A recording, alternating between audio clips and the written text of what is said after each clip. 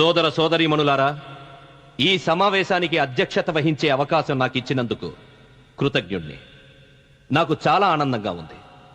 నేను ఓనమాలు దిద్దింది దపోలి బడిలోనే. ఏ వ్యక్తి అయినా తన బాల్యం గడిచిన చోటును ఒక మధుర స్మృతిగా జ్ఞాపకం పెట్టుకుంటాడు. కానీ నాకు చాలా విచారంగా ఉంది, మనం నిరంతరం అన్యాయానికి బలవుతూనే ఉన్నందుకు.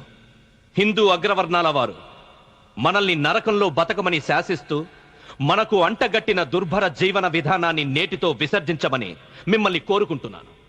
అందుకే చదువుకోండి, తిరగబడండి, సంఘటితమవ్వండి, ఆత్మవిశ్వాసాన్ని పెంచుకొని పరిశుభ్రత నేర్చుకోండి. కుళ్ళిపోయిన మాంసాహారాన్ని, ఎంగిలి మెతుకుల్ని తినబోమని శపథం చెయ్యండి. మీ పిల్లల్ని చదివించండి. వాళ్ళు గొప్పవాళ్లు కావాలని వాళ్ల మనసుల్లో బీజాలు నాటండి.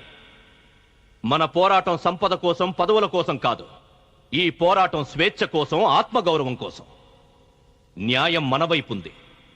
ఈ పోరాటంలో మనకు విజయం తథ్యం.